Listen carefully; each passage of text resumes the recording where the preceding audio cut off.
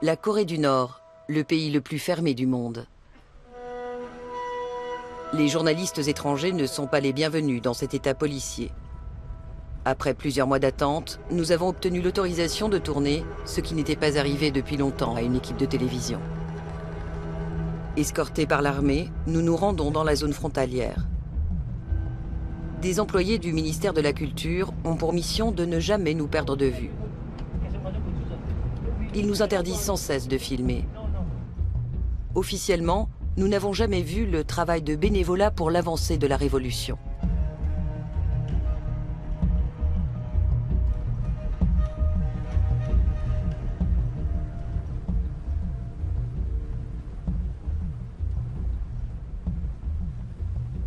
Au 38e parallèle nord, là où passe la frontière, nous apercevons la Corée du Sud. Devant nous s'étend un couloir de 4 km de large, la zone démilitarisée. Pour Kim Chang-jun, colonel des troupes frontalières, c'est toujours la guerre froide.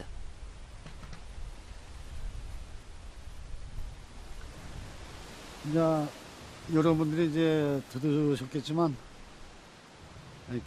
n'êtes probablement pas les bienvenus, car les Sud-Coréens répondent avec les tirs que vous venez d'entendre.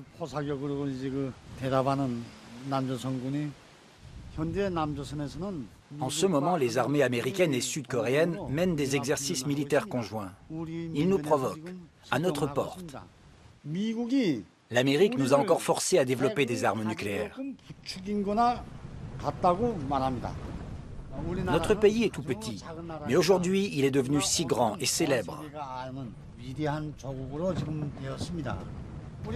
Nous n'avons jamais tiré une flèche contre l'Amérique. Pourquoi ces pays puissants veulent-ils nous engloutir et se conduisent-ils mal? Nous sommes un peuple innocent.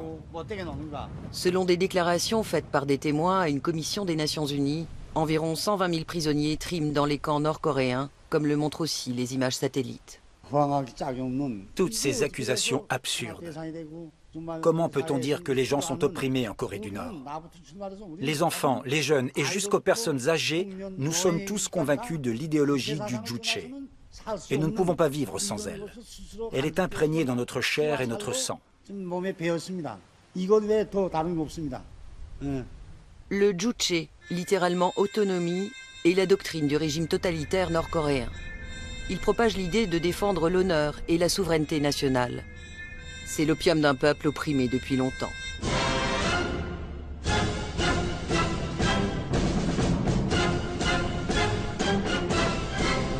Des brigades de motivation à Kaesong, ville frontalière du sud-ouest du pays. Mais en Corée du Nord, le socialisme n'est que l'enveloppe d'un culte du chef quasi religieux.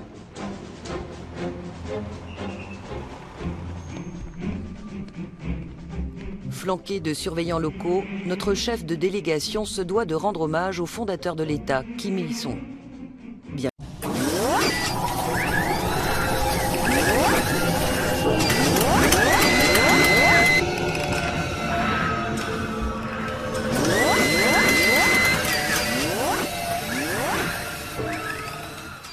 Que mort, le président éternel est toujours officiellement à la tête de la République populaire démocratique de Corée. À Kaesong, le père de la nation a fait construire le premier des nombreux palais des enfants. Filmer sa statue de derrière est un sacrilège.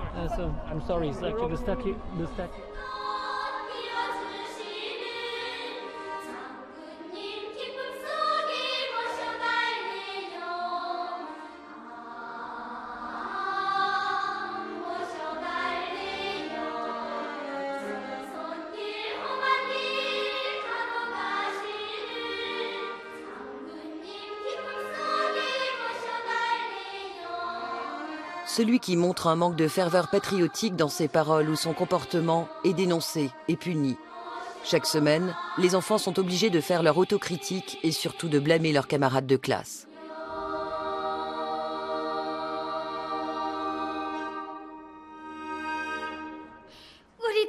Notre cœur est dans cette chanson. Toujours nous servirons dans la joie notre bien-aimé maréchal Kim Jong-un qui nous aime plus que tout.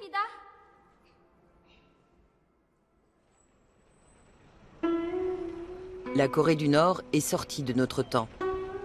Comme le président éternel a remplacé l'anniversaire du Christ par le sien pour faire débuter le calendrier, 24 millions d'hommes et de femmes vivent en l'an 102.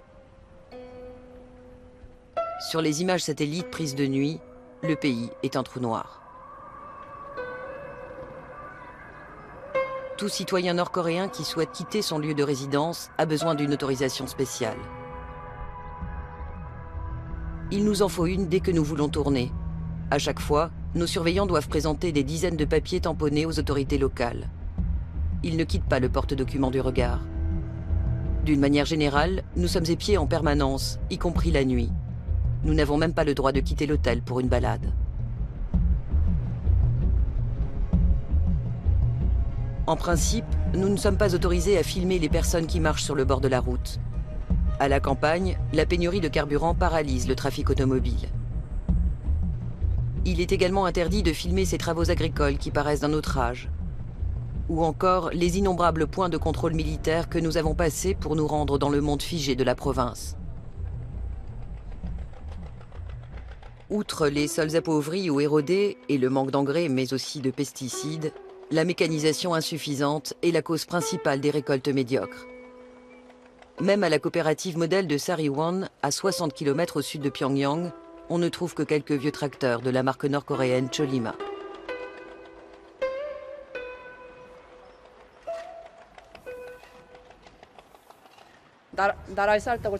Il est de ma responsabilité de remplir le pot de riz du pays. Et ainsi je fais plaisir au général. Nous sommes une unité modèle de mécanisation. Et nous pouvons faire un rapport au général comme quoi nous récoltons 10 tonnes de riz par hectare, conformément aux instructions. Si elle dit vrai, c'est une exception dans le système économique du pays. En effet, les coopératives pâtissent d'objectifs irréalisables et de fonctionnaires corrompus qui prélèvent une partie des récoltes.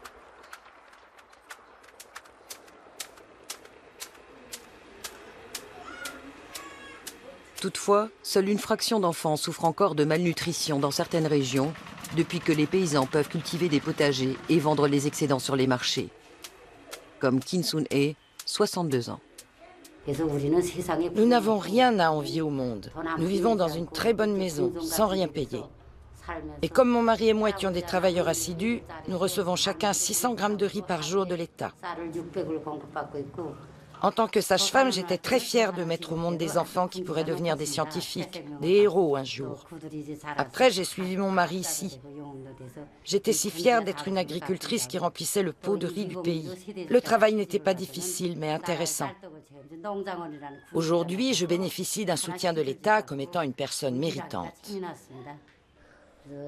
À la coopérative, j'étais principalement responsable de la distribution des documents de propagande.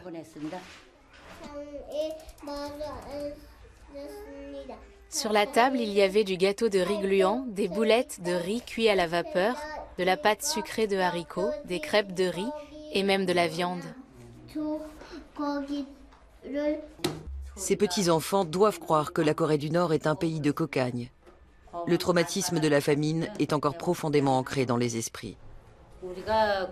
Dans les années 90, au moment de la marche de la souffrance, nous avons été affamés par la conspiration des Américains qui nous ont menacés d'un blocus alimentaire. Mais finalement, avec la conviction intérieure que notre général est avec nous dans la lutte, nous avons survécu à cette grande difficulté. Nous avons remporté la victoire. Notre général et tout le peuple sont devenus une famille. Je veux être un ingénieur agronome qui sert le maréchal Kim Jong-un. J'espère que notre maréchal restera en bonne santé longtemps.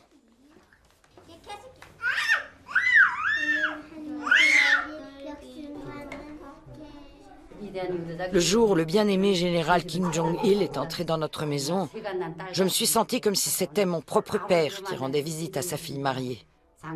Le général a salué le fait que mon mari et moi avions joliment décoré la maison, et j'ai été très heureuse. Il a également posé des questions sur le gaz de méthane, a commenté positivement notre plaque à la porte et a même été voir la cage du lapin. Le bien-aimé général m'a demandé si le téléviseur fonctionnait bien. Je lui ai dit que je regarde la télé tous les jours. Et il a dit, alors vous qui êtes fermier, vous regardez la télévision tous les jours? Et il s'est mis à rire de bon cœur.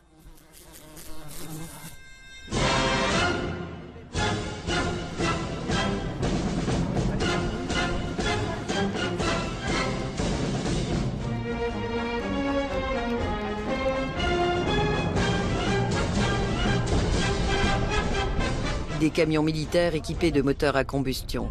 Là encore, interdit de filmer.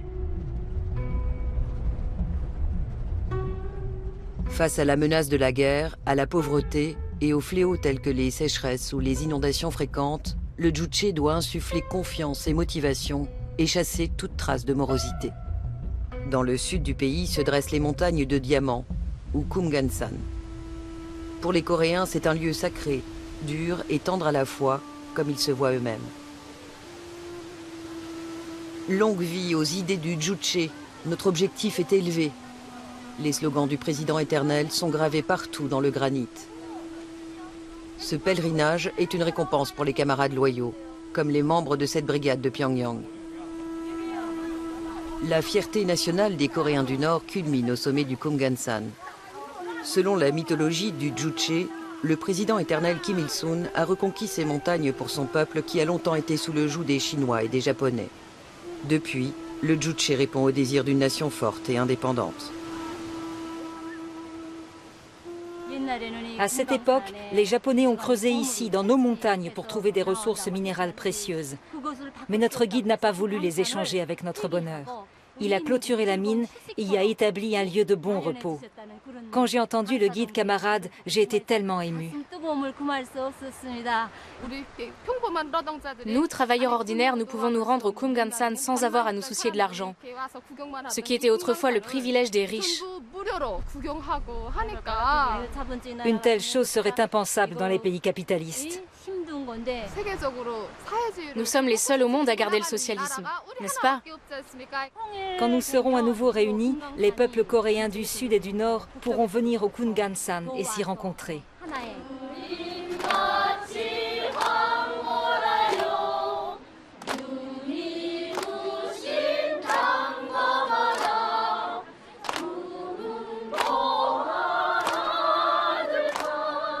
Situé à la frontière intercoréenne, le Kumgansan est un lieu chargé d'émotions. Depuis la politique de détente instaurée en l'an 2000, on y organise par intermittence des rencontres pour les familles séparées par la guerre.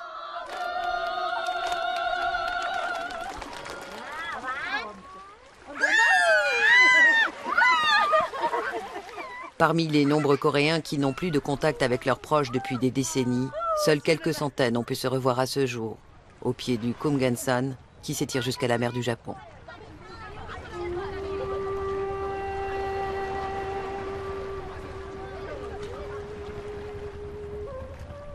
La réunification des deux États paraît cependant éloignée. La Chine veut maintenir le régime nord-coréen comme zone tampon avec la Corée du Sud, alliée des États-Unis. De son côté, la Corée du Sud redoute le coût d'une réunification.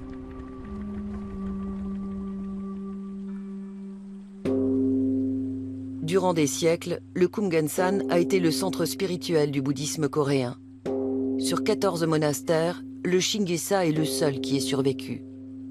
L'idéologie officielle de la Corée du Nord ne tolère aucun autre culte que le sien. Les chrétiens sont persécutés sans merci et les bouddhistes considérés comme des ennemis. Seuls quelques-uns de leurs temples ont été conservés comme éléments du patrimoine culturel national. Kim Jong-un est le plus jeune des deux moines de ce monastère vieux de 500 ans. Notre grand chef a garanti la liberté de religion et a même mis un paragraphe spécial dans la Constitution.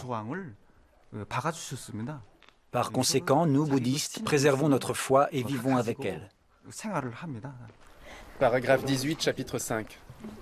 Le dernier rapport des Nations Unies fait pourtant état de cas où la seule possession d'une Bible a conduit à la torture, voire à la déportation dans un camp. Il existe des similitudes entre le bouddhisme et l'idéologie du Juche.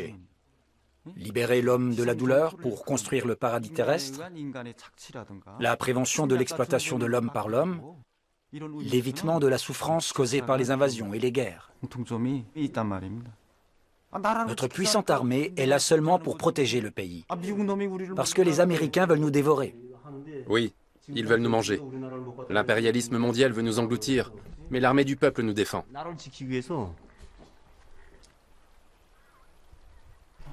C'est épuisant. J'ai mal aux hanches à force d'être debout. Bien, arrêtons-nous.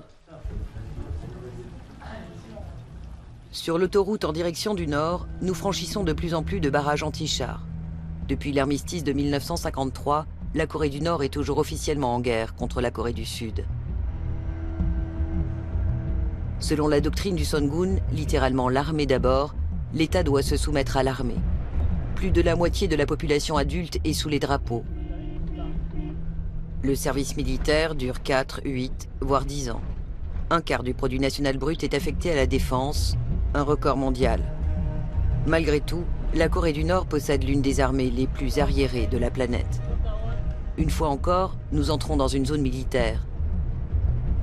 Un de nos livres est tombé entre les mains du chef de la délégation. Je ne suis pas d'accord avec ce livre. Nous ne faisons que défendre notre pays. Si nous n'avions aucun accès au nucléaire, les États-Unis et leurs alliés n'auraient aucun mal à fomenter une guerre sur la péninsule coréenne. Elle pourrait même finir en 3e guerre mondiale.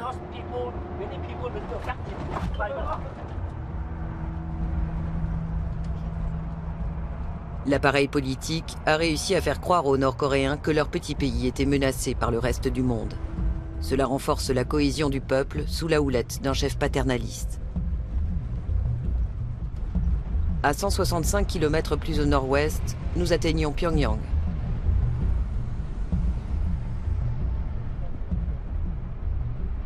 Pour le régime, le véritable danger se trouve désormais dans la capitale qui compte 2,6 millions d'habitants. Une nouvelle élite marchande y a vu le jour et elle a besoin de liberté d'action pour son développement économique. Elle est de moins en moins dépendante des faveurs de l'État et des privilèges qu'il octroie, comme des postes dans l'administration ou l'armée. C'est cette élite en plein essor qui pourrait déclencher un changement de l'intérieur. La production industrielle publique, elle, reste toujours soumise aux contraintes de l'économie planifiée. L'usine textile de Songgyo en est le parfait exemple. Mais ici aussi, il souffle un vent de renouveau. De plus en plus de tissus sont importés de Chine, transformés en sous-vêtements ou en vêtements de sport et réexpédiés dans ce même pays. Parmi les 1100 ouvrières de l'usine, Lee Yen-yang, 25 ans, est considérée comme la plus efficace. Je suis encore jeune. Et les jeunes ne sont pas fatigués, même s'ils travaillent beaucoup. L'idée que j'effectue ma tâche pour améliorer le bien-être du peuple me permet d'être toujours en forme et motivée. J'ai choisi ce travail pour apporter ma contribution à la vie de mes camarades. Le jour où le maréchal viendra visiter notre usine, je veux lui donner le maximum de plaisir et de contentement. C'est mon plus grand souhait. Si le bien-aimé maréchal vient voir notre entreprise et qu'il est satisfait, je vais enfin pouvoir m'occuper de mon mariage.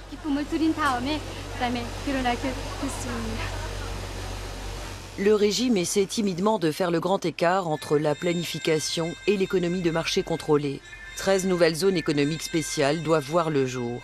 Cela assurera à la Chine une main-d'œuvre encore moins chère que sur son sol et à la Corée du Nord un apport essentiel en devises. Depuis l'effondrement de l'Union soviétique, le géant voisin est le principal partenaire économique. Il maintient la Corée du Nord en vie avant tout par l'importation de ressources naturelles. Malgré l'embargo international, le ministère du Commerce s'efforce de rendre le pays plus autonome par le biais de joint ventures. Mais pour la plupart des investisseurs étrangers, le terrain est trop glissant. D'abord, la Corée du Nord n'offre pas les garanties d'un état de droit. Ensuite, c'est toujours le règne de l'opacité et de l'arbitraire. Enfin, les investisseurs occidentaux risquent d'y ternir leur image de marque.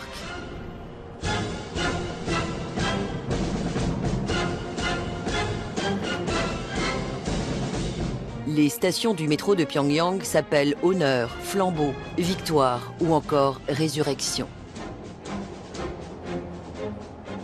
Le système de tunnels descend jusqu'à 100 mètres sous terre pour servir de bunker en cas de guerre. Mais même en temps de paix, chaque individu doit se bunkériser pour passer à travers les mailles du réseau d'informateurs. La délation, y compris de ses proches, est un devoir civique. Celui qui s'y dérobe est puni, ainsi que toute sa famille, comme le prescrit la doctrine du Juche. La semence des ennemis de classe doit être éliminée sur 3 générations. Une liste recense 18 actes contre-révolutionnaires. Par exemple, si quelqu'un a endommagé le portrait du grand leader, ne serait-ce qu'en enroulant par mégarde un journal où il était reproduit, il peut se retrouver dans un camp de travail en tant qu'élément subversif. Quand quelqu'un disparaît, on dit qu'il a été envoyé dans les montagnes.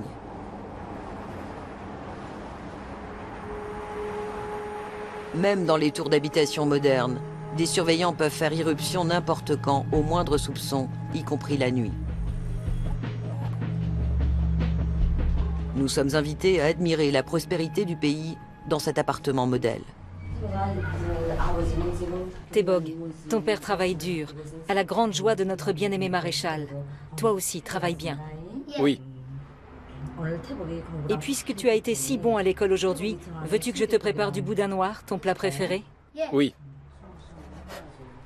En guise de récompense pour son comportement révolutionnaire exemplaire, Jo Il-son a pu emménager dans ce 3 pièces avec la famille de sa fille Han Hye-yoon, dont le mari effectue actuellement à la campagne un travail de bénévolat. Le fait que nous ayons le chauffage, le gaz et l'eau courante rend la vie très pratique. C'est une grande joie d'avoir obtenu cet appartement confortable. Et comme ma famille prend bien soin de moi, que je mange toujours des plats délicieux, maintenant les gens me disent que j'ai rajeuni.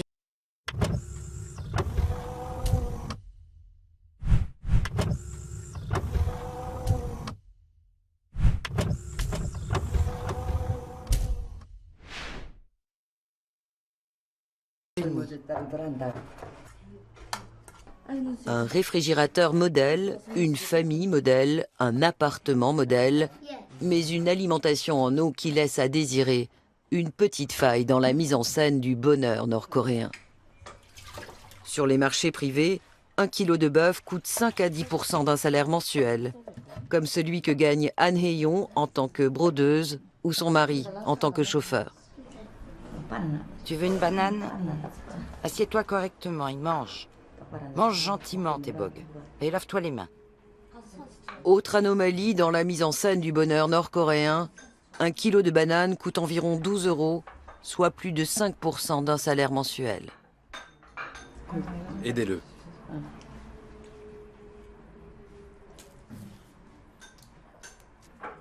Régale-toi. Tu dois avoir faim. C'est bon, Tebog? Ta grand-mère t'a donné quelque chose de vraiment délicieux.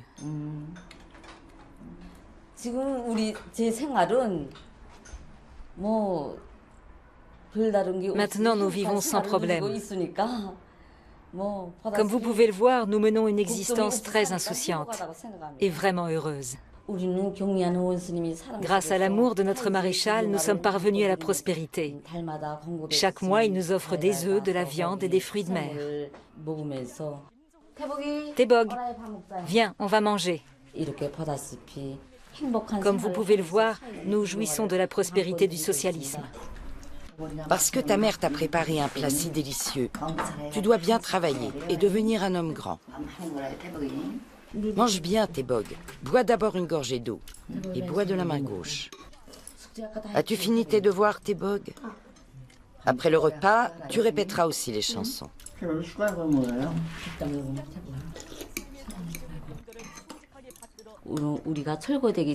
Avant de nous installer ici, nous vivions dans un appartement de 30 mètres carrés.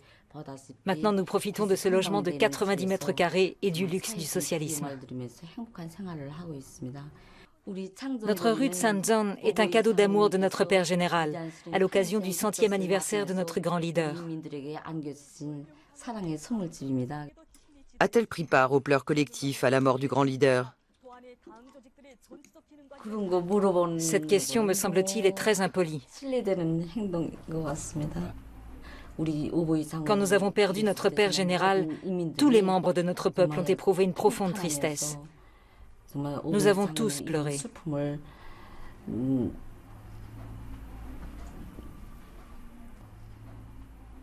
Reportage sur les visites de l'infatigable maréchal. À chaque fois, ces consignes sont gravées sur des plaques commémoratives. Je veux être un soldat de l'armée populaire de notre bien-aimé maréchal Kim Jong-un. Les gens des autres pays peuvent penser que nous sommes pauvres. Mais le maréchal et nous sommes unis en un seul corps. Nous croyons tous que nous gagnerons toujours. Et nous, les personnes âgées aussi.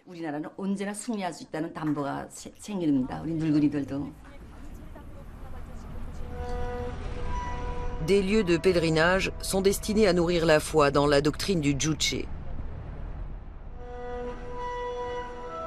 Tout comme son fils, le leader bien-aimé Kim Jong-il, le président éternel et soleil éternel de l'humanité Kim Il-sung est une icône nationale omniprésente avec plus de 30 000 statues et 2 fois autant de tableaux. Quant au portrait de l'actuel dirigeant Kim Jong-un, pilier spirituel et phare de l'espoir, ils ne seront exposés qu'après la fin du deuil de son père.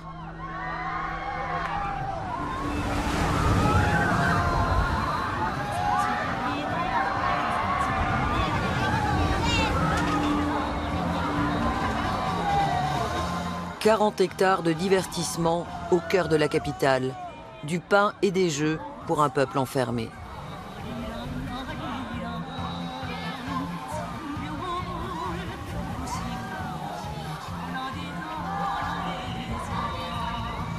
Tous les soirs, la foule se presse à l'entrée du Kaesong Yuwonji, l'un des nombreux parcs d'attractions de Corée du Nord.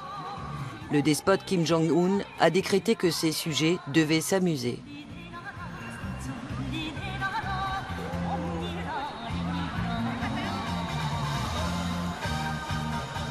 Pour Han Yong-suk, c'est un privilège de travailler ici. Notre grand général et notre bien-aimé maréchal nous ont donné ce parc d'attractions, de sorte que les gens puissent se remettre du travail quotidien et soient prêts à offrir une bonne performance le lendemain. Notre peuple, comme nous le voyons, bénéficie d'une vie heureuse. Notre système est donc le meilleur du monde.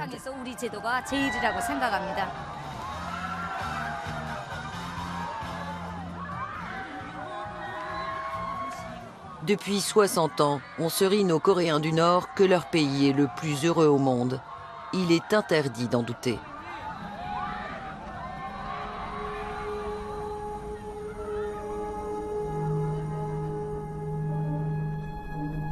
Même à Pyongyang, où vivent leurs familles, nos surveillants se sont installés à notre étage de l'hôtel. Nous sommes autorisés à filmer ceci.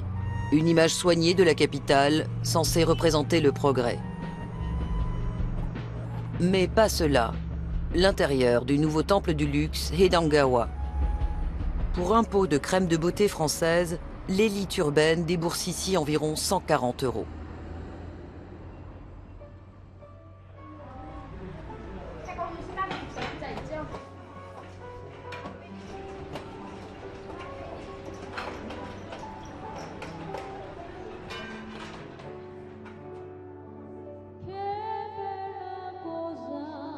Si l'accès au monde extérieur est réservé à la nomenclatura, on peut désormais assouvir son envie d'ailleurs dans la dizaine de restaurants privés de la capitale, en général des joint ventures, comme la pizzeria Pyeongchonghaeun.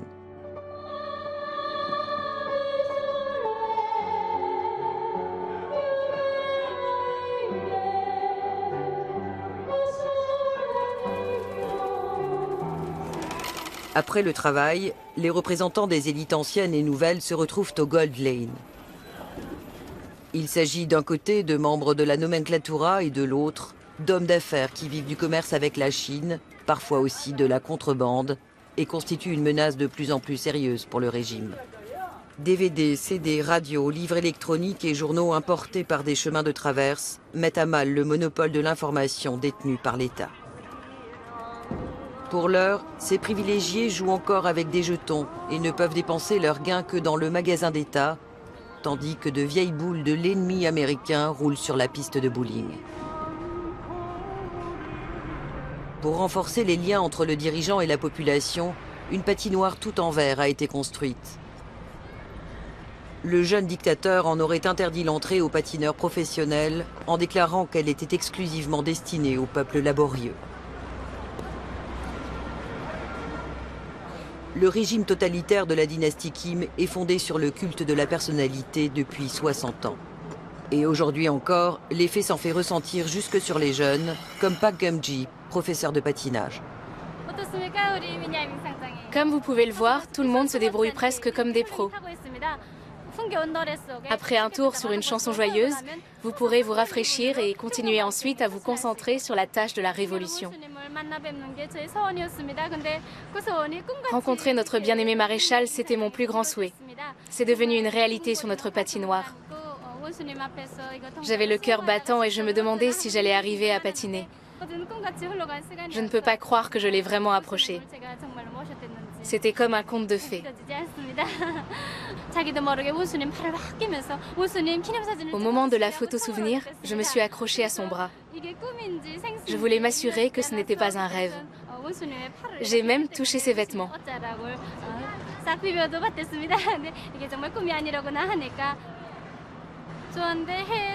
Je n'ai jamais vécu à l'étranger, mais qui sait?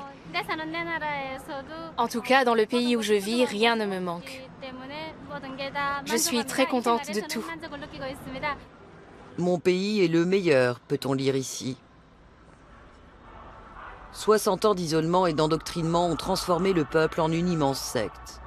Enfermés dans une folie d'envergure nationale, les 24 millions de Nord-Coréens vivent sans contact avec le monde extérieur et sans accès à Internet. Ils sont constamment abreuvés de propagande, manipulés par la presse et la littérature du parti et placés sous étroite surveillance. Le régime répressif a classé la population en 3 castes et 51 sous-groupes, selon l'origine et la relation au système. Cela détermine de façon irrévocable les chances de promotion et le lieu de résidence de chaque citoyen. Seuls les camarades loyaux de la classe centrale, en général des membres du parti, des héros de guerre et des travailleurs dévoués, peuvent habiter dans la capitale, où le niveau de vie est nettement plus élevé que dans le reste du pays. De nos jours, les sonneries de téléphones portables retentissent dans les rues de Pyongyang. On recense d'ores et déjà 2 millions d'abonnements, limités toutefois aux appels intérieurs. Et des milliers de voitures, de la Mercedes à la marque nationale Paix, klaxonnent dans les embouteillages. Mais un changement culturel paraît encore bien loin.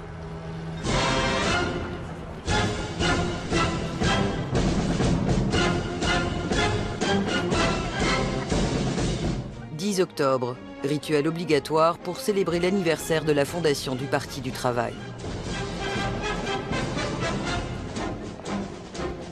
L'épicentre du Juche est le monument de Mansudae, tout juste restauré. Selon cette doctrine, les phénomènes naturels tels qu'un brouillard soudain ou un arc-en-ciel sont censés annoncer et protéger l'esprit du président éternel. Le culte de la personnalité puise ses racines dans la tradition familiale confucéenne. Tel un patriarche, le président éternel est un soutien pour ses sujets qui doivent tisser des liens plus forts avec lui qu'avec leur propre famille. Des espions rôdent partout. Couper la tête ou les pieds des statues sur une photo est puni par la loi.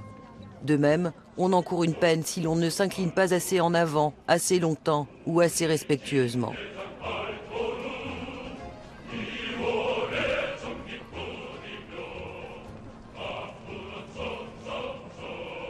Les Coréens du Nord doivent obéir sans condition au leader illuminé, omniscient et infaillible. Selon la doctrine du Juche, il est le cerveau et le peuple, le corps de la nation. La propreté et le soin de la personne sont considérés comme des devoirs. Pour cela, les citoyens loyaux de la capitale peuvent se rendre dans ce salon de coiffure dirigé par Lee In-soon. Habituellement, en coiffure masculine, nous avons 2 types de coupes. Les cheveux courts ou les cheveux longs. Nous aimons les coiffures qui expriment un esprit frais et passionné. Les Nord-Coréens portent généralement leurs cheveux aussi courts que possible, de façon à ce qu'ils soient toujours propres et soignés. C'est parce que depuis longtemps, les Coréens aiment beaucoup la propreté qu'on nous appelle le peuple blanc. Et c'est vrai qu'il y a un intérêt croissant pour la beauté. C'est une orientation vers un style de vie plus civilisé, plus beau et plus propre. Cela fait 27 ans que Lee Hui-lan travaille ici.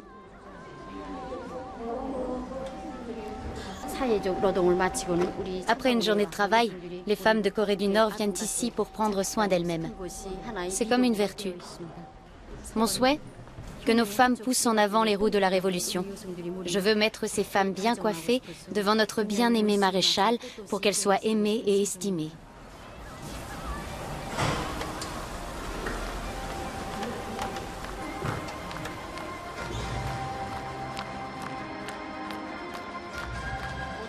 Le delphinarium de Nengnya illustre parfaitement la politique du pain et des jeux du maréchal Kim Jong-un.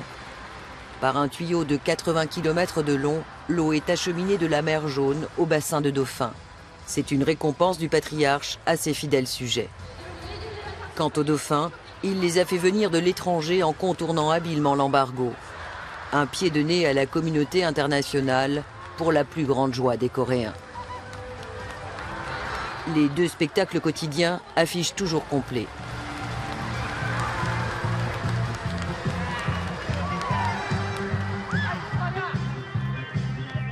Après la cérémonie au monument du grand leader, une fête populaire est organisée dans le parc de Molanbong.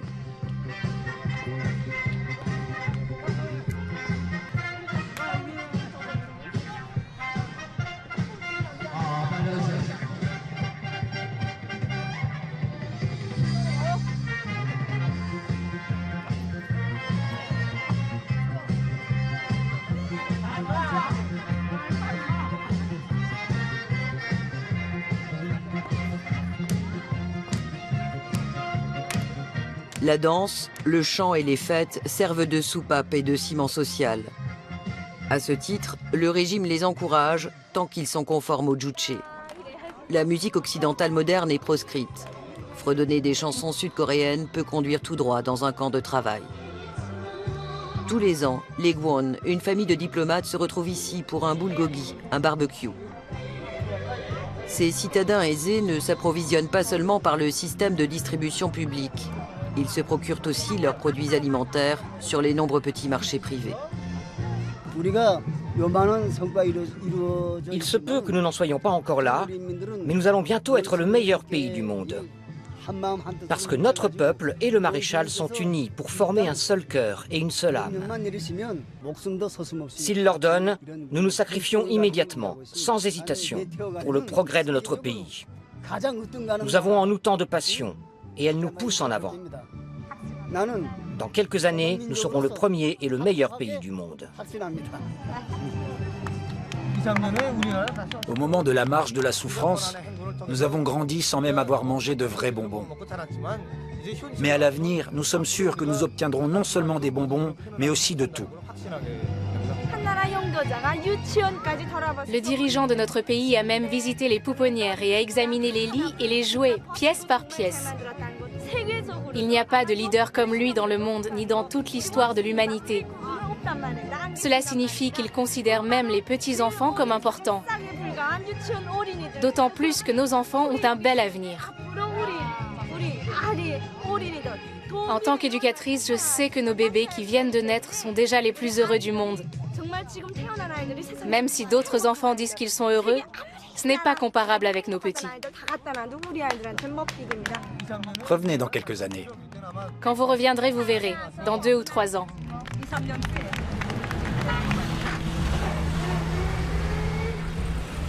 Pour l'heure, en tout cas, il y a encore une panne d'électricité et des files d'attente aux stations de tram. Ces images, nous n'étions pas autorisés à les prendre en quittant la capitale. Sur la route du Nord-Ouest, nous sommes également accompagnés par Oh Jin-myung, un employé du ministère de la Culture qui a fait ses études en ex-RDA. Selon lui, les critiques du juche tiennent de la propagande impérialiste. Ici, en Corée du Nord, personne n'est malheureux. L'idéologie du juche est basée sur le principe philosophique suivant. L'homme est maître de tout. Autrement dit, le peuple décide de tout. Le dirigeant Kim Il-sung est le père de la nation nord-coréenne. Donc, personne ne peut dire « je retire mon badge à l'effigie du président ». C'est à peine concevable pour nous. Vraiment inhabituel. Certains Coréens du Nord qui se sont enfuis racontent qu'il n'y a pas de liberté chez nous. Ils décrivent notre pays de manière farfelue, tout simplement parce que ça les aide à survivre dans le monde capitaliste.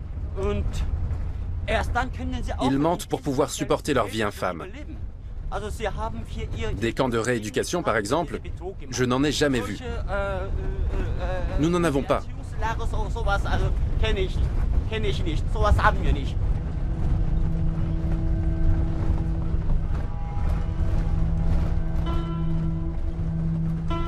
Le tristement célèbre camp numéro 14 pour les prisonniers politiques est à moins de 30 km de nous. À 70 km plus à l'est et au nord se trouvent les camps 1 et 18.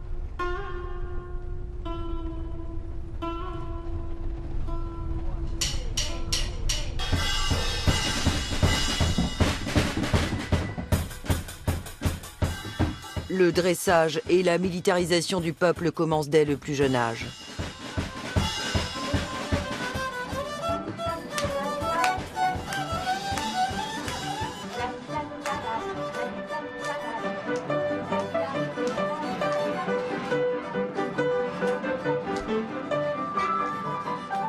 Les enfants doués en musique sont tenus de s'exercer 3 à 5 heures par jour, comme dans cette école maternelle modèle où le juche doit défier toutes les influences du monde extérieur et être transmis à la future génération.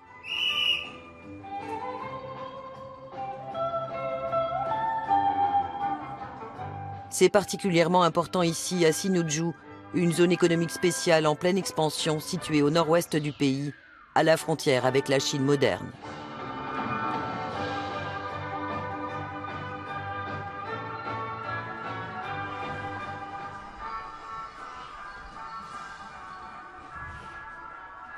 Chaque mot de la directrice Kim Ok-sung, âgée de 72 ans et fidèle au juche, est consigné par 2 surveillants locaux, comme nous l'avons souvent vu faire au cours de notre voyage.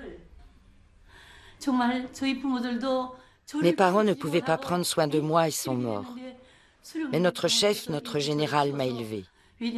Même si je n'ai rien fait, le grand général m'a offert une fête d'anniversaire pour mes 60 ans. Mes sincères remerciements pour notre cher grand général. Toujours passionné, je vais promouvoir les talents des enfants et vous offrir une joie, cher grand général. Pendant l'occupation japonaise, la vie était si dure que je ne pouvais même pas aller à l'école. Et mes parents et frères ont été ouvriers agricoles chez les Japonais. Le changement est freiné par les vieilles haines que l'on entretient en particulier chez les plus petits. Mais qui d'autre a essayé de manger notre pays?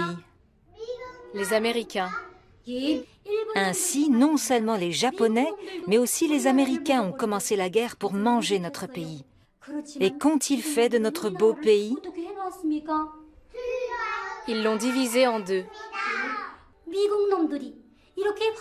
Les Américains ont divisé en 2 notre pays en paix. Alors, quel genre d'individus sont ces Américains? Ce sont des méchants. Ce sont des méchants, et en même temps nos ennemis. Que devons-nous faire avec ces méchants? Il faut les frapper.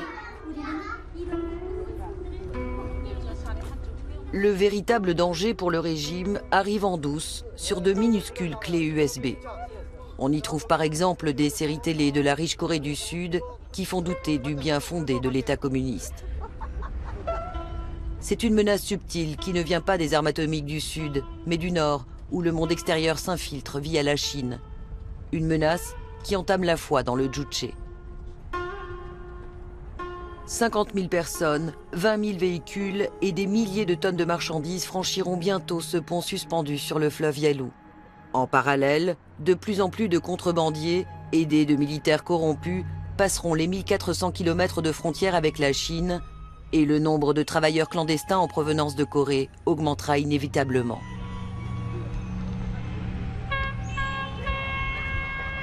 Même une forteresse réputée imprenable comme la Corée du Nord ne pourra pas résister longtemps à l'afflux de biens et surtout d'informations.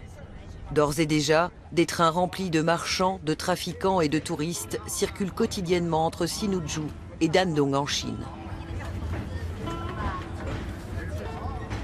Et si jamais s'amorce un jour une lente ouverture, voire un changement profond, combien de temps faudra-t-il encore pour ne plus avoir peur et s'habituer à la liberté ?